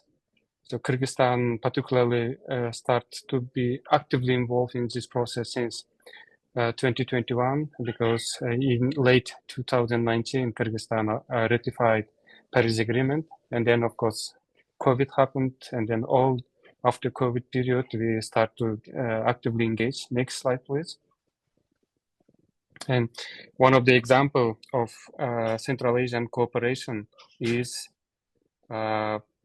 past several COPs, Kyrgyzstan together with other Central Asian countries organizing Central Asian Pavilion in order to proceed and advance our common agenda within one place, as well as in order to be more holistic in front of global society. This example is that how complicated COP processes are. Climate diplomacy is. So it's include starting from finance, energy, nature, adaptation, different cities, region in transport, gender issues is there. So all the participating delegates, country delegates are actively involved in negotiation in these areas, and including Kyrgyzstan in past several years, trying to actively involve in this process. Next slide, please. So then one of the key outcomes for Central Asian countries, particularly for developing countries, I think is starting from COP26, which held in Glasgow. First is, of course, in those days, as we all know, that 100 billion USD was pledged by developed countries, but not yet delivered. And then that was one of the demand for developed countries to deliver that pledge. To provide developing countries each 100 billion. Another is, of course, to double adaptation. It's all that for developing countries, adaptation is very important, including for Central Asia. And another demand was to double adaptation funding by 2025 and to reach around 40 billion USD. And then another interesting and then very important initiative which made by US was Global Methane Pledge. The main goal was to reduce methane emission by 30% in 2030. And then we all know that some of our Central Asian countries, particularly Kazakhstan, is actively involved in this initiative and then implementing a lot of activities within methane area. And then, of course, that halt and reserve forest loss as well as accelerate that phasing out coal was one of the main outcome for COP26. Next slide, please. I will not talk too much on 27. And then one of the main outcome for COP27 was, of course, we all know that establishing loss and damage fund, which nowadays is more or less starting to implement different projects. Next slide, please.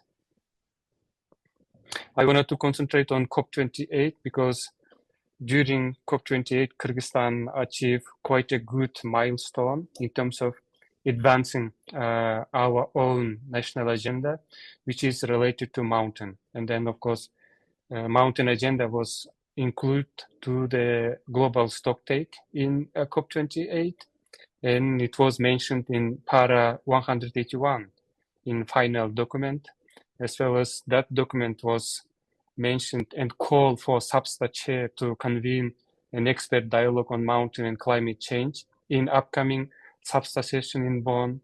And then, of course, the expert dialogue was planned in SB60 in June 2024. And then another good initiative by Kyrgyzstan was to creation or formation of official negotiation group, which called Mountain Partnership within UNFCCC. Next slide, please. And then, of course, that mountain agenda, why is very important? Because UN in 2020, late 2022, adopted resolution on declaring global 5 years of action for development of mountain region in globally. And then the same year, Kyrgyzstan adopted its own 5-year roadmap. And then that roadmap contained national, regional, as well as global levels. Next slide, please. So then back to SB60, and I already mentioned that the expert dialogue was assigned to held in Sabsta, and then on 5th June 2024, I called it historic expert dialogue on mountain and climate change took place. And then during those climate expert dialogues, Kyrgyzstan actively involved, and then Kyrgyzstan called for unity around that initiative, and then to hold this expert dialogue in annual basis. And then meantime, we prepared another that kind of political document, political declaration on mountains, which call to action, and has received almost 40 support from 40 countries back those days. Nowadays it's increased, of course. And then of course, we try to actively work with other member countries to ask them to join that negotiation group, which was created officially in order to advance and then proceed with mountain agenda within UNFCCC COP and then SB negotiations. Next slide.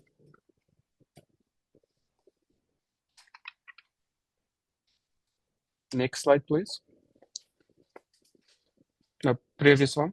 Yes. And then ultimately COP29. Of course, this was another milestone for Kyrgyzstan climate diplomacy, because during COP29, Kyrgyzstan organized first time in the history of our participation in COP our own Kyrgyzstan National Pavilion. And during those 2 weeks, we held a lot of activities. Of course, the main topic or main agenda was related to mountain. And throughout all those processes, we held a lot of activities, side events, meetings with different development partners, multilateral development banks, and then, of course, in order to advance mountain agenda as well as climate policy, climate finance policy within the UNFCCC.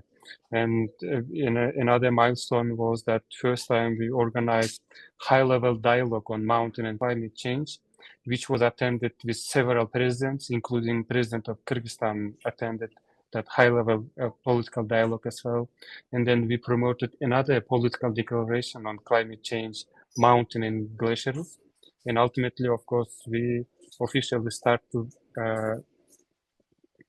have our own flag by Mountain Partnership Negotiation Group, and then participate in all those negotiations on behalf of Mountain Partnership Group, and then to provide our input to different kind of documents, which was under the table within COP29 agenda. Overall, I would like to say that it's all, we know that it's quite complicated and complex negotiation process. It's relatively new for Central Asian countries from my broad understanding, but meantime it's required a lot of capacity, active involvement, as well as to understand all those agenda items, which include starting from mitigation, adaptation, loss and damage, now climate finance, so on, so on. It's required a lot of capacity, active involvement.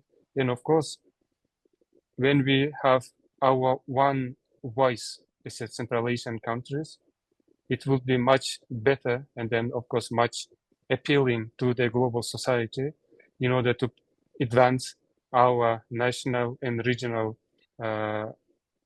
topics, including mountain agenda and the other topics which is quite relevant to Central Asia. That's my main point and appeal, and then suggestion.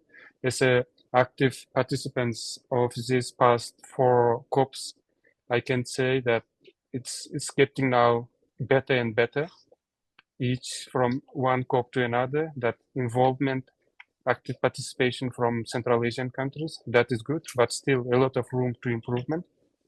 So that's why I wanted to end up this last slide, please. As a postscript, I very much like this quote from Barack Obama, which said in early days that we are the first generation to feel that real impact of climate change, and the last generation who can do something about it. So I wanted to say that please keep in mind always, we are the first and then the last one who can do something for climate change. Thank you very much for your attention. Thank you so much, Mr. Abdullayev, for this impressive presentation and speech, and for sharing the case of Kyrgyzstan for green climate and for initiatives and actions and initiatives.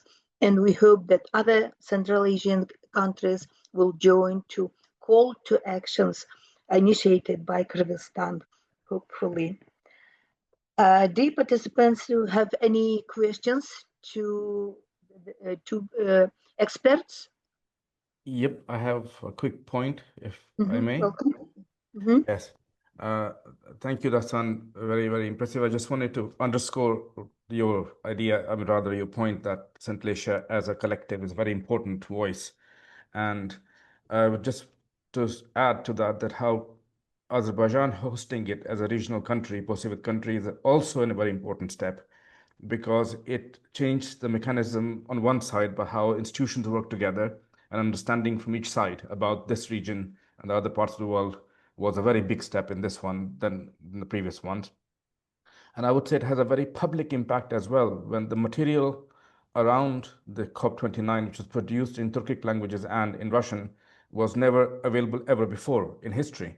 And this penetrated very much into the at the ground level in the populations, which I was very happy to see happening. Being on the advisory board, I had a chance to participate in many events.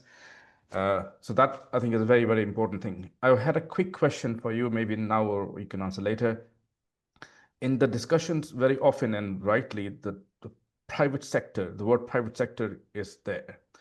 But when we say private sector here in England and when we say private sector in Central Asia, they're two very different things. I'm not talking about what is good or bad. I'm talking about different.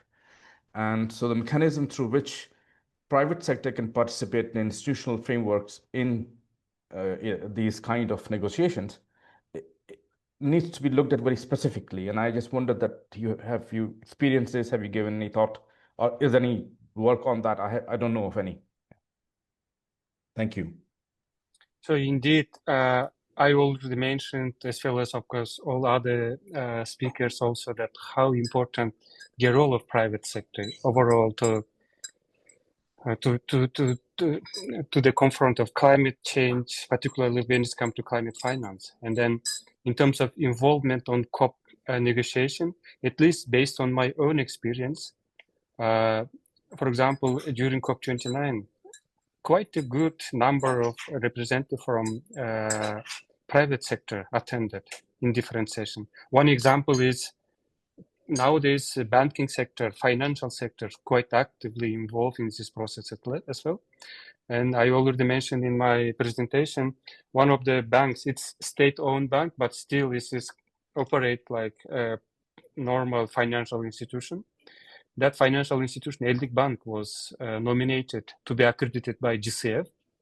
And in past several COPs, Eldik Bank actively participated, particularly when it's come to organizing side events, different kind of activities to raise awareness, as well as another area is which provide a lot of opportunity for private sector, for the delegates, is networking, right? It's a lot of networking opportunities within participation, when you are participating in COPs. And those private sector institutions also got massive chance to learn from each other, to share its own experience, as well as, of course, to have that kind of partnership between different institutions. Another example I wanted to provide, taking this opportunity, just recently, Climate Finance Center organized huge conference dedicated to climate finance in Kyrgyzstan, which was attended by Prime Minister.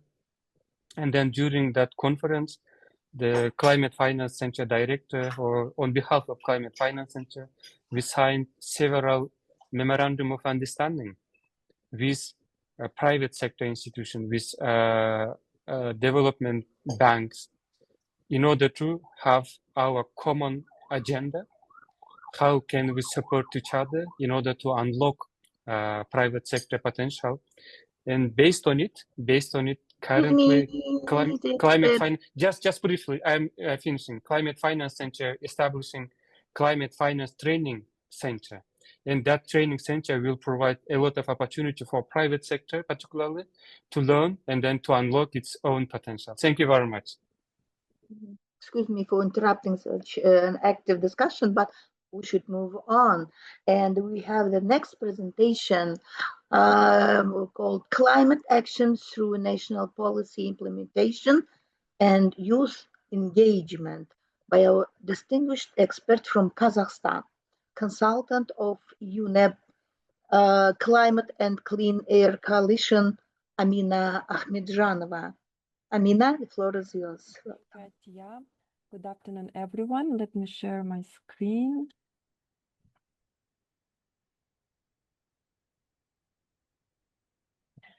So I'm very happy to be presented today at the webinar.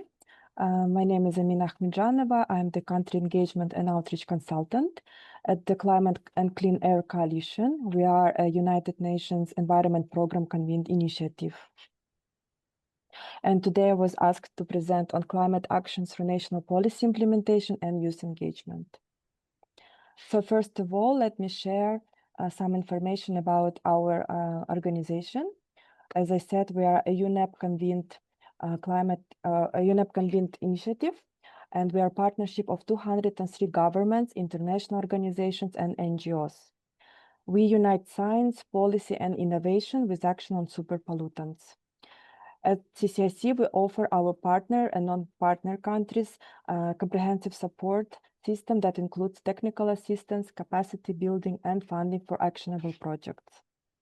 I would like to talk a bit about super pollutants, as they're the key contributors to global warming. They include black carbon, methane, tropospheric ozone, and hydrofluorocarbons, or HFCs, which are responsible for up to 45% of the current global warming, second only to CO2. And reducing these pollutants is critical for both climate action and air quality improvement. So the main sources of the super pollutants are the following sectors. For methane, it is agriculture, fossil fuels, and waste. For HFCs, it is cooling and refrigeration. For black carbon, or so-called soot, it is the household energy sector, transport, industry, agricultural burning, and waste burning, as well as fossil fuel use. And tropospheric ozone is a secondary pollutant formed from methane and other compounds. So reducing super pollutants brings rapid climate benefits while improving air quality and public health. And tackling these emissions is a win-win for climate action and cleaner air worldwide. So here is an overview of our support. So we support our partner countries through the first three ways, which I will explain now. And targeted expert assistance can be also attributed to our non-partner countries. So we support countries with funding of planning and capacity projects. It includes development of integrated non-CO2 strategies, update of countries' NDCs, building capacity for the super pollutants inventory development, conducting mitigation assessments, and implementation of MRV systems. We also support sectoral mitigation projects in the sectors which I mentioned earlier. So we help the countries to conduct policy-relevant research, develop and implement strategies, demonstrate technologies, practices, sector-specific MRV, and create financing strategies. We also support countries at hiring national experts to strengthen institutional capacity through expert consultancy services directly for the relevant ministry. And for all countries, also including non-partner countries, we provide targeted expert assistance. It can be a targeted support to NDC updates or any other urgent needs. So I would like to concentrate a bit more on how we support climate action through national policy implementation. We help our partner countries to develop national plans that would embed climate and clean air priorities through targeted superpollutants reduction strategies. We support countries at raising public awareness on air pollution and climate issues, promoting superpollutants mitigation within government policies, integrating superpollutants actions into existing regulations, providing workshops and training for policy makers, enabling governments to identify barriers and solutions for SLCP mitigation. Also, we help countries to develop national action plans for SLCP mitigation. And also we help to embed SLCP measures in existing climate plan. Of course, it is very important to support the effective implementation through coordinated efforts to ensure technical, financial, and institutional support for sustainable mitigation activities, including development of monitoring and evaluation systems to track progress and effectiveness, mobilizing financial mechanisms that sustain long-term action, as well as to equip key stakeholders with the knowledge and skills needed for successful implementation. Here is the current CCAC-funded project portfolio for Central Asia. It's worth noticing that Kazakhstan and the Kyrgyz Republic joined CCAC in 2023, and Uzbekistan joined CCAC in 2024. So as CCAC was established in 2012, I can say that the Central Asia region has joined quite recently the initiative, and we are very happy to have the representatives from the region. And I personally oversee the projects and engagement with the Central Asian countries. So in Kazakhstan, we have already approved funding for several projects in 2024. One of them is development of a national superpollutant plan to mainstream mitigation into existing policy and development of a methane roadmap. Also, there is a sector project on mitigation, SLCP mitigation in coal mining sector. We also funded hiring of a national consultant for Kazakhstan on SLCPs, and we provided targeted expert assistance on strengthening SLCP mitigation capacity in Kazakhstan. This year, recently, we also approved targeted expert assistance for Kyrgyz Republic in advancing energy efficiency and climate-friendly cooling in Kyrgyzstan. And also this year, recently, we approved a support on inclusion of SLCPs into NDC 3.0 in Turkmenistan in partnership with the country UNDP office. I would like to talk a bit about the project approved in Kazakhstan, development of the national plan to mainstream mitigation of the superpollutants and development of a roadmap. This is how usually our support for national planning looks like. The objectives of this project is that the government of Kazakhstan will endorse a national SLCP plan and methane roadmap by the end of the project, strengthen awareness and capacity at national and subnational levels. It will include a MRV framework, as well as SLCP goals will be integrated at least one national development plan by 2025. I would also like to introduce the work of our CCAC hubs, and any organization or any interested person can join the hub, which is a network of stakeholders, and it is concentrated on reducing short-lived climate pollutants emissions in the respective sectors of agriculture, cooling, fossil fuel, fossil fuels, heavy-duty vehicles and engines, household energy, national planning, and waste. So we meet periodically to exchange with peers, share best practices, and learn about the latest science in the key sector. And I would also like to say that all the members are experts from governments, intergovernmental organizations, and non-governmental organizations, as well as the private sector. We are also be happy to have youth participants in our hubs, and I would like to gradually continue with the second part of my presentation on how CCIC supports youth engagement. And we have developed recently a youth engagement strategy and approved it by the board. And we are this strategy is aimed to engage youth and create opportunities for exchange, awareness, and partnerships, educate and empower to support young researchers and developing SLCP resources, and strengthen youth participation in CCIC activities and projects.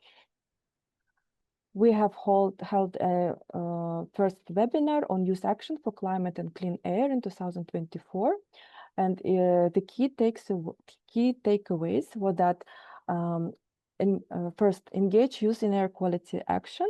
So over 140 young individuals explored ways to influence national climate strategies and integrate air quality priorities. Second, collective action drives clean air impact. Small local efforts create global change, whether through advocacy, sustainable practices, or policy engagement. And third, invest in affordable clean alternatives. Government must provide accessible solutions for cooking and transport to reduce pollution and improve public health.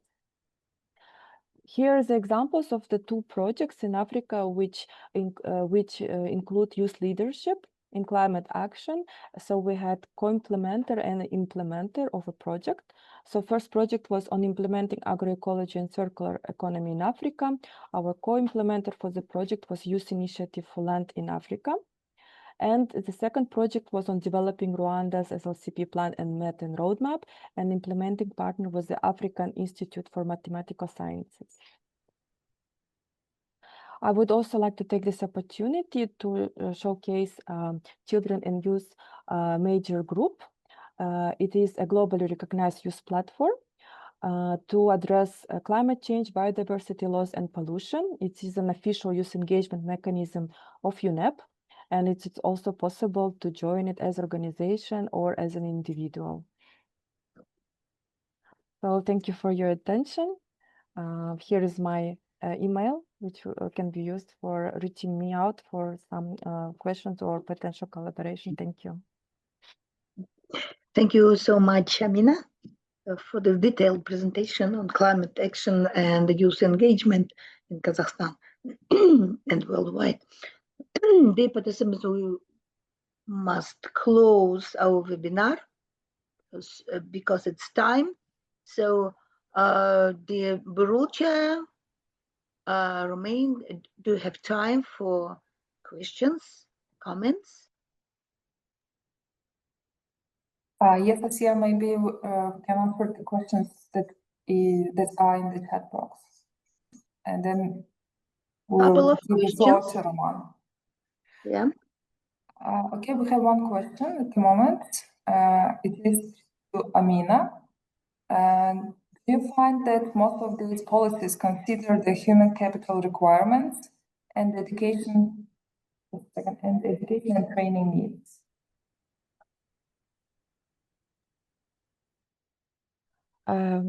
So in CCIC, we fund projects which are funded through the expression of interest, and they're country-driven.